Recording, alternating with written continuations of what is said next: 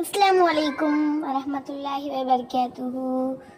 Hi guys, welcome back to Bismi நாட்டு மூலிகை special channel.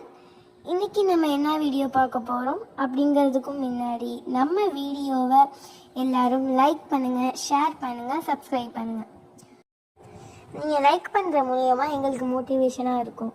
நீங்கள் சப்ஸ்கிரைப் பண்ணீங்க அப்படின்னா உங்களுக்கு எங்களோட வீடியோஸ் ஆட்டோமேட்டிக்காக எல்லாமே வந்துக்கிட்டே இருக்கும். நீங்கள் ஷேர் பண்ணுற மூலயமா நிறையா பேருக்கு ஹெல்ப்ஃபுல்லாக இருக்கும். இன்றைக்கி என்ன வீடியோ பார்க்க போகிறோம் அப்படின்னு பார்த்தீங்கன்னா, எல்லாருமே எப்போ ரெடியாகும், எப்போ ரீஸ்டாக் கொண்டுட்டு வரீங்க, எப்போ ரெடியாகும்னு கேட்டுட்டு இருந்தேன். எல்லாருமே கேட்டுட்டு இருந்தீங்க, வாட்ஸ்அப்பில் மெசேஜ் பண்ணியிருந்தீங்க, பேஷண்ட்ஸ்லேருந்து எல்லாருமே கேட்டிருந்தீங்க. ஸோ அவங்க எல்லாருக்குமே இப்போ சோப்ஸ் ரெடி ஆகிடுச்சு. வெரைட்டிஸ் ஆஃப் சோப்லாம் இருக்கும். எப்போ தான் நம்ம 1 வீக் வந்து நம்மள்கிட்ட எல்லாமே வந்து ஃபினிஷ் ஆகிடும். ஸோ அதனால் திருப்பி ரீஸ்டாக் பண்ணி அதுக்கப்புறமா எல்லாம் பண்ணும் மேக் பண்ணிவிட்டு அதோட இன்றைக்கி எல்லாருக்குமே வந்து மேக் பண்ணியாச்சு. ஸோ அந்த வீடியோ தான் பார்க்க போகிறோம். வாங்க கைஸ் பார்க்கலாம்.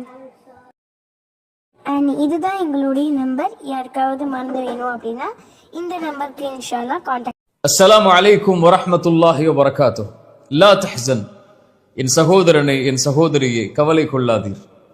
இந்த உலகத்திலே வாழக்கூடிய பலருக்கு கவலை என்ற நோய் இருளாக மாறி அவர்களுடைய வாழ்வு முழுவதையும் சூழ்ந்திருக்கிறது. அதிலிருந்து எப்படியாவது வெளியே வருவதற்குரிய வழிகளை யாராவது கூற மாட்டார்களா என்று எண்ணக்கூடியவர்களுக்கு இந்த இறைமறை வசனம் அதனுடைய தீர்வை சொல்லுகிறது. வஸ்தஈனு பிஸ்ஸப்ரி வஸ்ஸலாஹ். 3 தீர்வை சொல்லுகிறது. 1, இறைவனிடத்திலே உதவி தேடுங்கள். எதை கொண்டு?